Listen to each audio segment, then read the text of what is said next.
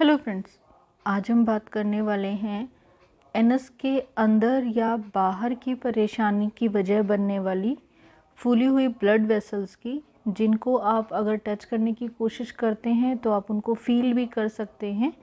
तो इस कंडीशन को मेडिकली हम हेमरॉइड्स या फिर पाइल्स के नाम से जानते हैं।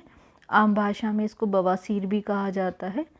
तो जो हमारी एनल कैनाल है वो एक मस्कुलर ट्यूब होती है जिसके अंदर काफ़ी सारी ब्लड वेसल्स रहती हैं जो कि एनस और रेक्टम को कनेक्ट करती हैं। तो हेमोरॉइड्स जो है वो रेक्टम के अंदर या फिर एनस के बाहर दोनों ही साइड पे हो सकती है। आम भाषा में हम बोल देते हैं कि मसे हो गए हैं। एक्चुअली जो है वो हमारी ब्लड वेसल्स जो फूल जाती हैं तो वो कंडीशन होती है जो कॉमन लैंग्वेज में उसको इस तरीके से प्रेजेंट किया जाता है। तो जैसे कि आप जानते ही हैं कि बवासीर में दर्द के साथ साथ ब्लीडिंग भी होती है। तो ये तो कुछ कॉमन जो है जानकारी है जो आप सबके पास होती है, या फिर जो लोग इस प्रॉब्लम को फेस करते हैं वो समझ सकते हैं कि इसमें जो है मस्से के साथ साथ आपको दर्द भी काफ़ी रहता है, उठना बैठना भी मुश्किल हो जाता है। तो सबसे पहले जो है हमें इसके सिम्टम देखना ज़रूरी है, क्योंकि जो हेमोरॉइड्स है वो उसकी जो है अलग अलग टाइप्स रहती हैं और टाइप्स में जो है उन सिम्टम्स को हम थोड़ा अच्छे तरीके से समझ सकते हैं। तो आइए जानते हैं हेमोरॉइड्स के बारे में। तो जैसे कि मैंने कहा कि इसकी दो टाइप्स रहती हैं। सबसे पहले हम एक्सटर्नल पाइल्स की बात करते हैं। तो एक्सटर्नल पाइल्स में जो है आपको एनल रीजन के आसपास जो है काफ़ी इचिंग या फिर जो है इरिटेशन महसूस होती है। जैसे कि मैंने कहा कि इसमें दर्द और डिस्कम्फर्ट जो है उठने बैठने में वो काफ़ी फील होता है। इसके अलावा ब्लीडिंग भी हो सकती है जब आप टॉयलेट जाएंगे, या फिर बहुत लोगों को अगर जब कभी कभी ज़्यादा दिक्कत हो जाती है तो बगैर टॉयलेट भी जो है ब्लीडिंग या फिर ब्लड के स्पॉट्स जो है देखने में आते हैं। एनस के आसपास जो है उनको स्वेलिंग इसमें हो जाती है, और जो है बहुत लोगों को एनस से जो है हल्का जो है म्यूकस लाइक डिस्चार्ज भी होता रहता है। इसके बाद फ्रेंड्स जो इंटरनल पाइल्स हैं, तो जो इंटरनल पाइल्स हैं वो आपके रेक्टम के अंदर होते हैं। इसको यूजुअली पेशेंट जो है फील नहीं कर सकता है, लेकिन जो है बहुत जब आप ज़ोर लगाते हैं तो ये जो है आपको जिस टाइम आप टॉयलेट जाते हैं तो बॉयल मोमेंट्स में जो है इसमें पेनलेस ब्लीडिंग होती है, क्योंकि वो रेक्टम के अंदर है। तो उसमें जो है जब भी अगर हार्ड स्टूल आप पास करते हैं तो वहाँ पर जो है स्क्रैच होता है वो फूली हुई ब्लड वेसल्स को, और उससे जो है उसमें ब्लीडिंग हो सकती है। दूसरा, जो ये हेमोरॉइड है वो एनल ओपनिंग से बाहर भी कभी कभी आ जाता है जब स्थिति थोड़ी ज़्यादा ख़राब होती है, तो तब भी जो है इसमें आपको पेन और इरिटेशन फील हो सकता है। तो ये तो हुई सिम्टम्स की बात फ्रेंड्स। इसके बाद जो है हमें इसका कॉज जानना भी बहुत ज़रूरी है, क्योंकि पाइल्स की सबसे इम्पॉर्टेंट चीज़ है ये कि अगर हम कॉज नहीं समझ पाएंगे तो हमारा ट्रीटमेंट जो है सक्सेसफुल नहीं होगा। जब तक हम कारण दूर नहीं करेंगे तो इसका जो है इलाज अगर एक बार आप करा भी लेते हैं तो भी जो है वो दोबारा हो जाता है। तो इसका कारण आपको बहुत अच्छे से समझना बहुत ज़रूरी होता है। तो इसका सबसे इम्पॉर्टेंट कारण यही है कि जब आप आपकी बोल मूवमेंट्स के टाइम जब आप टॉयलेट जाते हैं उस टाइम पे अगर आप बहुत ज़्यादा ज़ोर लगाते हैं तब जो है इस तरीके की स्थिति जो है उत्पन्न हो जाती है। इसके अलावा अगर आप टॉयलेट में बहुत ज़्यादा समय बैठे रहते हैं तभी भी जो है पाइल्स की स्थिति बन जाती है। इसके अलावा बहुत लोगों को जो है अगर लगातार जो है बहुत ज़्यादा डायरिया मतलब दस्त लगे रहते हैं या फिर बहुत ज़्यादा कब्ज रहती है तो भी जो है हेमोरॉइड्स बन जाते हैं।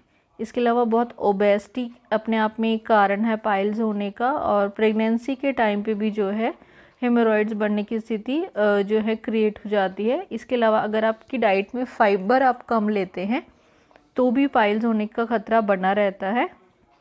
इसके अलावा अगर आप रेगुलर से कोई ऐसा काम करते हैं जिसमें आपको बहुत वज़न उठाना पड़ता है, मतलब आपकी बॉडी की बहुत स्ट्रेंथ इस्तेमाल होती है, तभी भी जो है आपको पाइल्स हो सकती है।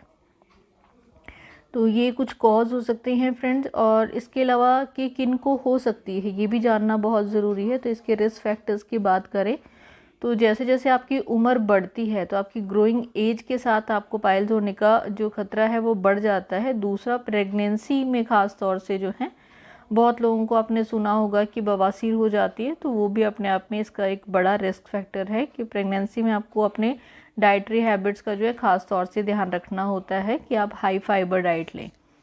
इसके बाद फ्रेंड्स एक चीज़ और बताई जाती है, पाइल्स की जो टाइप्स में जो हैं उसकी डिग्रीज़ रहते हैं। तो जो फर्स्ट डिग्री पाइल होता है उसके बारे में अगर मैं बात करूं तो फर्स्ट डिग्री पाइल्स में आपको ब्लीडिंग हो सकती है, लेकिन जो आपके पाइल्स हैं वो जो है आपके एनस से बाहर इसमें नहीं आप फील करते हो, तो मतलब वो बाहर नहीं आते हैं। इसके बाद जो सेकंड डिग्री पाइल्स है उसमें जो हेमोरॉयड है वो एनस से बाहर आ जाता है जब आप टॉयलेट जाते हैं, लेकिन जो है वो अपने आप से जो है अंदर जो है चले जाता है आपका टॉयलेट का प्रोसेस कंप्लीट होने के बाद।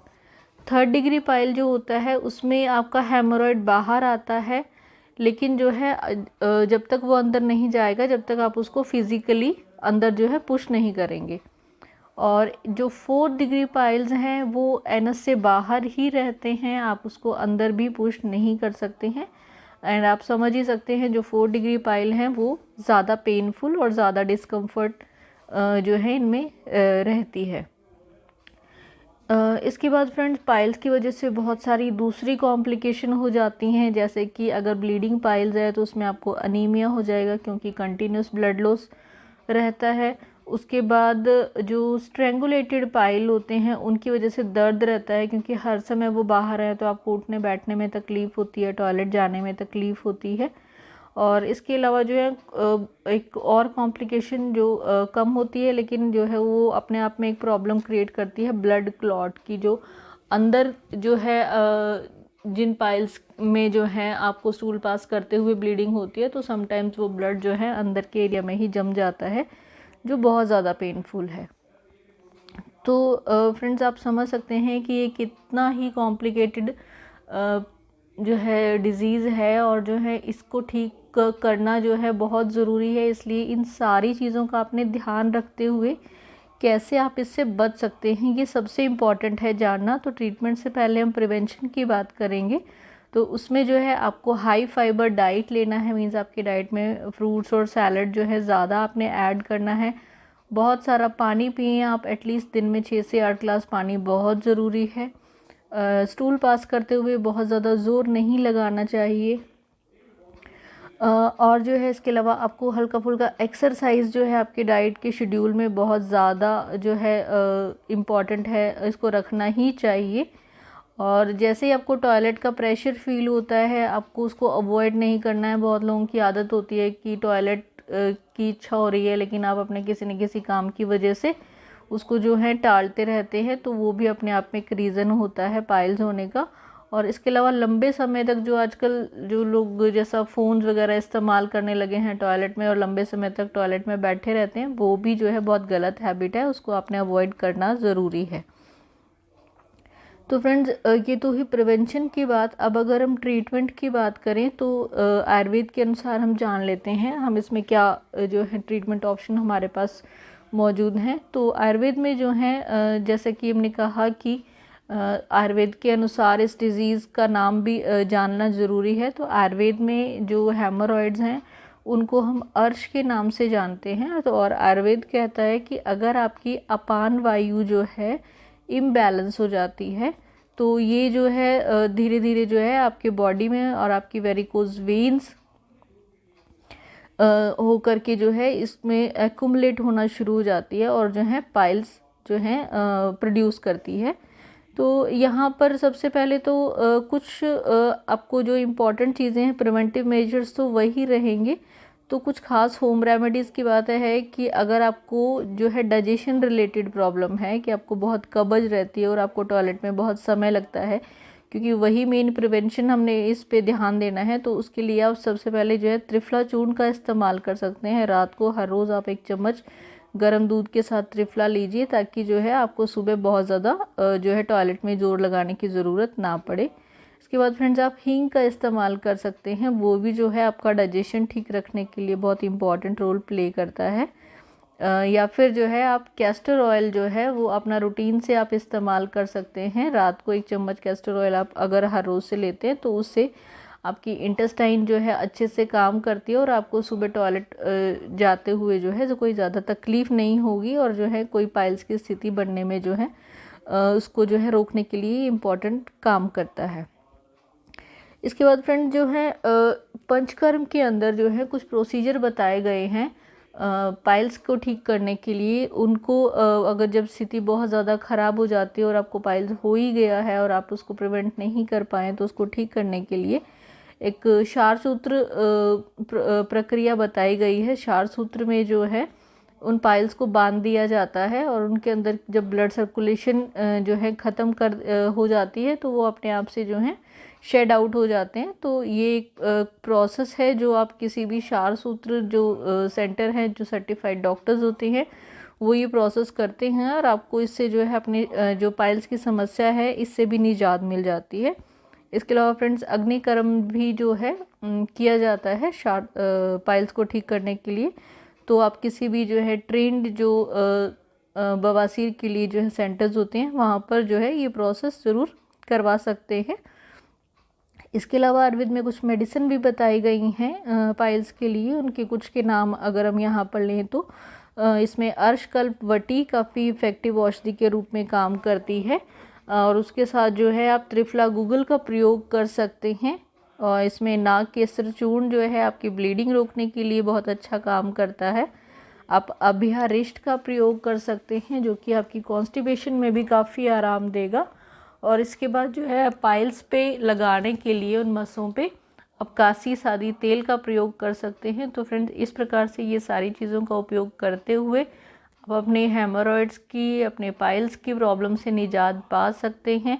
जैसा कि हमने स्टार्ट से भी कहा था कि काफ़ी पेनफुल डिजीज़ रहती है, तो इसको ठीक करने के लिए बहुत इम्पॉर्टेंट है कि आप सभी पॉइंट्स पे अच्छे से ध्यान दें और जो है अपनी लाइफ अच्छे से जिएं। उम्मीद है फ्रेंड्स आपको आज की जानकारी पसंद आई होगी। जानकारी पसंद आई है तो प्लीज़ चैनल को लाइक, शेयर व सब्सक्राइब कर दें। Thank you so much friends for watching. Stay healthy, live well.